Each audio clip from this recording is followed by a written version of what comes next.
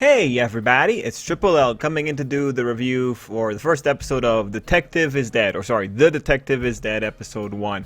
Hey everyone, so this was a long episode, and I'm not gonna lie to you, I was very surprised by the episode. I think if you went into this blind, chances are you'd be very surprised by the episode. If you went in without reading the synopsis, you'd probably be even more surprised by the episode. But yeah, The Detective is Dead.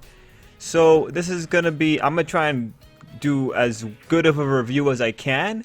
It's a long episode, there's a lot. I have many things that I clipped out from the episode to look at, and it definitely got me curious, but I gotta give you guys my it's the sense of my bias here when it comes to The Detective is Dead. So going into this thing, I was watching it and I didn't know that we were getting 2 episodes in one. It was a 40-minute episode, so that was a surprise. But for the beginning portion, you know, I was not feeling it. I was, yeah, I just didn't like it. I didn't like the girl. I think I still don't like the girl. Her being dead at the end of the episode, I'm not sure if that's a good thing or a bad thing for me, but I didn't like her. And that sense there, it becomes a little bit more nuanced when you get into the rest of the episode. But to give you the background here, I've watched detective anime before. I know how these things work. Just from the ones that I've watched, it's actually really interesting how similar they are with certain tropes.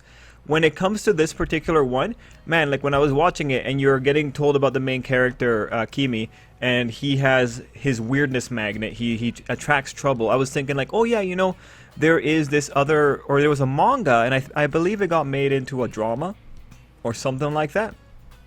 But it was a story about a detective that forgets things, I believe, when she goes to sleep. And she also had a guy that worked as like an incident magnet, right? So when I was looking at that, I was reminded of that, and then another thing reminded me of another detective show, Inspector. I really love Inspector. I think Inspector is really good. Inspector has the same kind of energy that's going on here, specifically a an apprehensive young man and the younger, shorter, superpowered or superpowered-like girl in the background, or as the partner or the main character in a way. They pretty much do, like, you know, the detective and the point of view character. And the point of view character has some kind of special gimmick, and Inspector follows that same flow. So when I'm looking at it, you know, I'm coming in there, and there are those 2 series that I really enjoy, and I'm seeing the similarities right there. I know how this is, I know the tropes of the detective series that are like this, with a main guy who is relatively a point of view and a girl who is special. And let's face it, Siesta is very special. So knowing that, I made more comparisons. Like with Inspector, Inspector has a it has a paranormal bend because it has to do more with yokai and all that kind of stuff. But Inspector also has the same level of dialogue. When you look at this episode, the dialogue is coming really quickly, and that's because that's what detective shows do. You need to have the dialogue between them, and the banter between the guy and the girl is a little bit reminiscent of Inspector. And in terms of how much the detective herself talks, that is very reminiscent of Inspector. And coming back into this, with this girl, that beginning portion, like, I just thought she talked way too much. What's important to recognize is that the quick-witted dialogues are most likely a fundamental factor of detective-type anime. But with that in mind, if the person giving the dialogue isn't meshing with you, it becomes a little bit tough, because then her style in particular, I don't like it. I just don't like her style. And we'll talk more about that, because there's a method to the madness that's occurring with her. But yeah, at the beginning of the episode, I wasn't feeling it, and it wasn't until all of a sudden everything changes and we go into this sequence.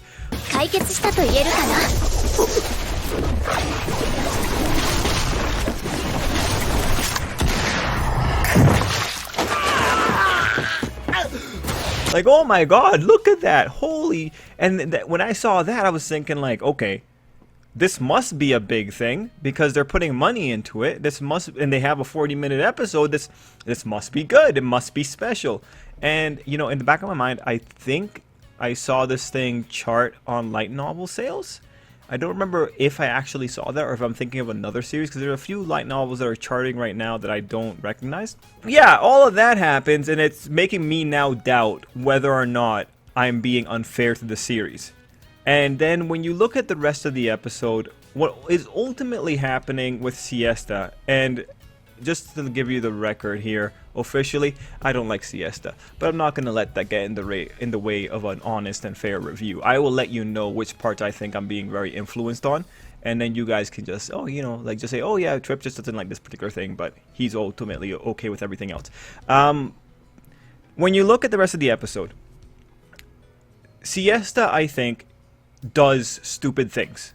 Siesta, I think, talks too much. Siesta, I think, does not have infallible judgment. The thing with Siesta, ultimately, that you end up understanding, is that this is a issue where it doesn't really matter how many mistakes the girl makes, because ultimately she's one of those characters that is strong enough to be able to afford to make mistakes. And just to give you like examples, at the beginning of the episode, she's giving the rundown on that guy that was hijacking the plane. Like, she's showing off everything that a detective does, being like, oh yes, but I knew this, and this. Then the artificial human stuff comes up, like, oh yeah, I knew everything. And she knows everything to the point that she got the kid involved with that special gun, right? That's who she is. But in that sequence, it's like, if you didn't talk that much, you didn't have to go into this whole escalated thing. But then it brings up the question, well, did she want to go into the whole escalated thing? That also makes it a little bit difficult to hit her hard, because you don't really know how much she knows.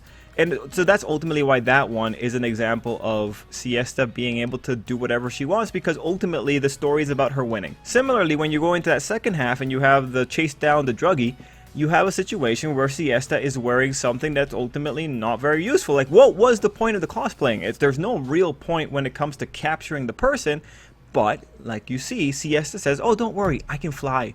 And to be fair, again, this is what makes it difficult. When you look at Siesta, you see how happy she is when she's wearing all that stuff. You're thinking, maybe she just wants to enjoy her life a little bit. Maybe she's just indulging in herself. And I think that would be a very fair thing to come away from the episode feeling. She just wants to indulge. But ultimately, that's like, it makes it a little bit hard just with the character. Right now, she's just like the ultimate plot device for that first portion. Mind you, the story may not just be about her, but we're only reviewing the first episode. Ultimately, Siesta comes out here. She, for me, has annoying qualities, but I see too many ways to justify said annoying qualities. I see too many ways here that say that the annoying qualities were written in because this is how it's supposed to work. And you're probably supposed to take away, especially when you have her running around in a very uncomfortable wedding dress, that she might just want to enjoy her life. And again, the sheer competency, right?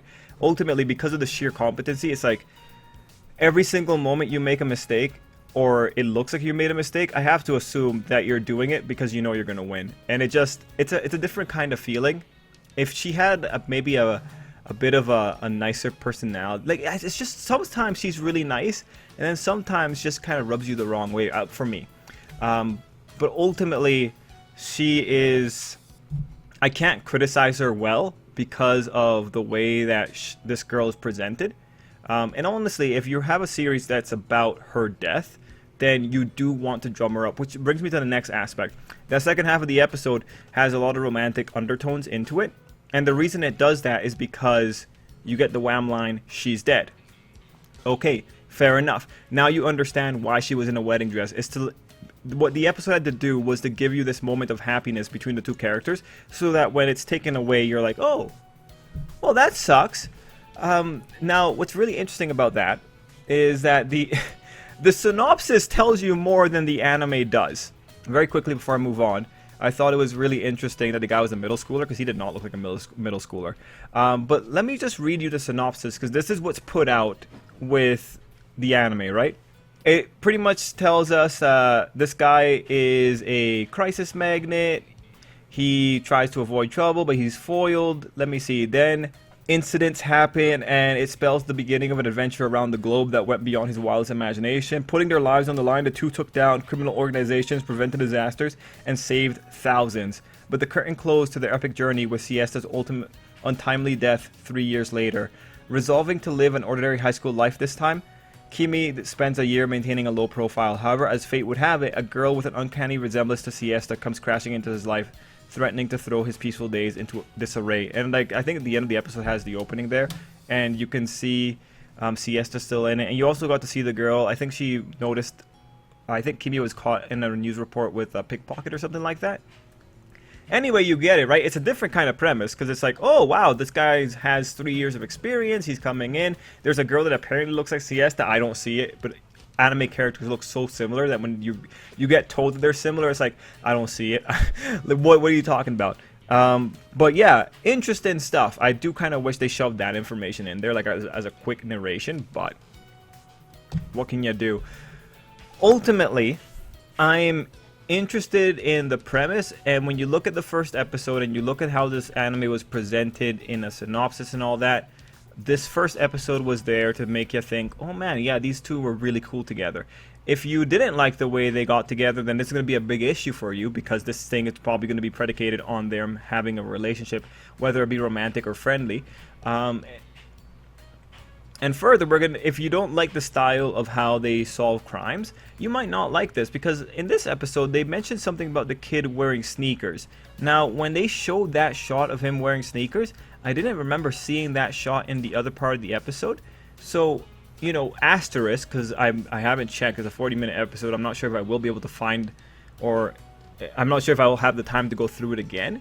But if the track shoes were never shown in the episode before the reveal, that's not very fair to the viewers, because that's solving a mystery by showing an essential clue that wasn't shown earlier. That's like bringing up new information. It's unfair. But if the shoes were shown earlier, then that's respectable. I would respect that. So just keep that in mind. If the shoes are there, good stuff. But overall, it's going to be interesting to see how they go about solving mysteries here. For Siesta, like, she herself is such a black box. There are 5 other gadgets that we don't know what they can do. She has the master key that can open everything. She has the shoes that can fly. And you know, at one point, I actually was wondering, like, is this even reality? Because the kid was wondering, how are we doing a school festival? And he says, well, maybe they did it while I wasn't at school because of the trouble I bring. But at the same time, it's like, I don't know. There's a lot of questionable things here that I'm not too sure if I can. You know, I'm keeping I'm keeping my mind open. Any other things worth pointing out? Yeah, there's the anime has a few little details. At the beginning of the episode, the guy had talked about how he got, you know, sometimes police would be there when a murder scene happened. It was this girl, and then you got to see her again, and I think she's in the preview as well. So I do like the attention to detail. But overall, you know, this was an interesting episode. What can I ultimately say? This thing runs on Siesta. Siesta is a bundle of mysteries and a black box that exists just to keep the plot moving. It doesn't really matter how much mistakes she makes, because the story can always say at the end, oh, this is all part of my expectations. Even though I think it's really unreasonable. I think you see some parts where she's legitimately fallible, but there might also be other justifications that she wants to live a normal life. She mentions she's the only real person that can handle things that they're handling.